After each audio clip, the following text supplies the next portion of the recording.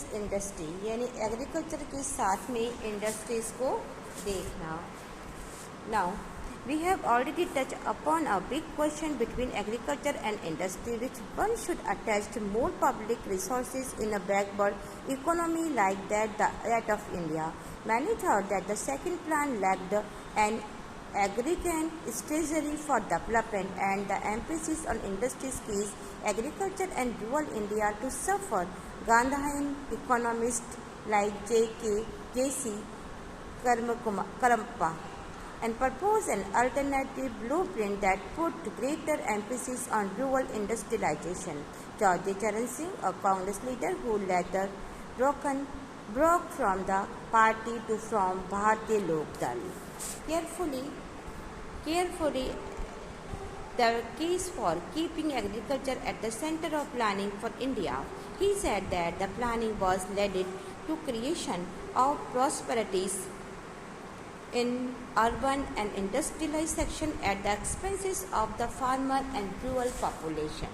Now, agriculture versus industry, इन दोनों के बीच में हमें देखना है कि हम ये एक बड़े क्वेश्चन से पहले ही we had already touched upon the big question. हमने पहले ही बड़े क्वेश्चंस देखे हैं और उनसे हम बहुत अधिक फैमिलियर है।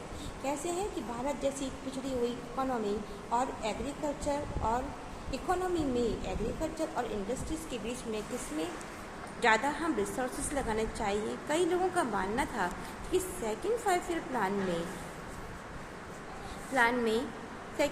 प्लान में अगर हमने एग्रीकल्चर की डेवलपमेंट की स्ट्रेटजी का अभाव था, लेकिन इस योजना के दौरान इंडस्ट्रीज़ पर भी जोर देने के लिए हमने फोकस किया और इसी कारण एग्रीकल्चर और विलेजर लोगों को चोट पहुंची।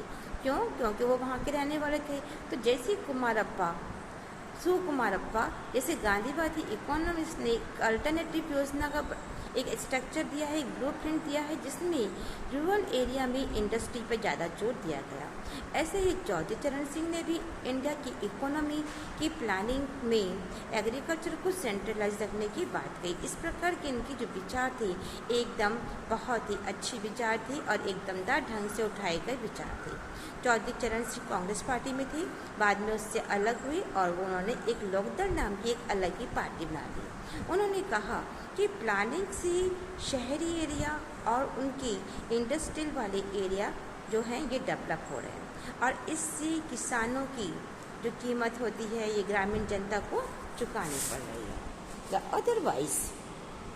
Although without the district increase in industrial production, there could be no escape from the cycle of poverty. They argue that Indian planning did have an agrarian strategy.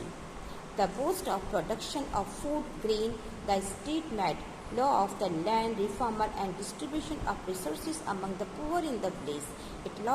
It also proposed programming of communities of development and spent a large sum of irrigation project. The failure was not that of the policy, but its non-employment because the landowner classes had to lose the social and political power.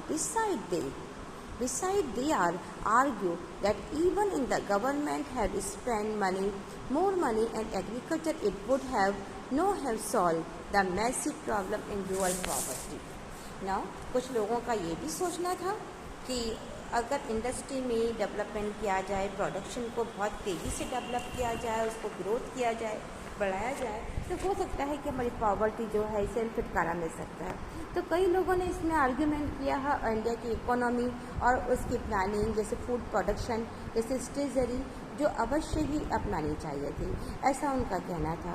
तो state में land reformer और ग्रामीण poor लोगों की जो poverty है इसके बीच में बहुत सारे ऐसे रिसोर्सेज थे जिनको डिवाइड करने की बात बाय लॉ के द्वारा की गई है। तो प्लानिंग में कम्युनिटी डेवलपमेंट के कार्यक्रम बनाए गए, प्रोग्राम बनाए गए, साथ ही एजुकेशन के ऊपर भी प्लानिंग की गई और बड़ी बहुत सारे पैसा इसके ऊपर स्पेंड करने की बात की गई है। प्लानिंग की स्ट्रेटजी थी वो सफल तो नहीं हुई, लेकिन इसका जो वर्क था वो ठीक नहीं हुआ, क्योंकि लैंड ओनर जिनके पास में बहुत सारी ज़मीन थी, जो सोशल और इकोनॉमी और साथ ही पॉलिटिकल पावर अपने पास रखते थे, ऐसे लोगों की ये दलील थी कि यदि गवर्नमेंट इरिगेशन पर ज़्यादा ध्यान देती है या पैसा खर्च करती है तो ग्रामीण लोगों की जो गरीबी है, जो समस्या है, फिर भी वो उसका समाधान नहीं कर पाएगी।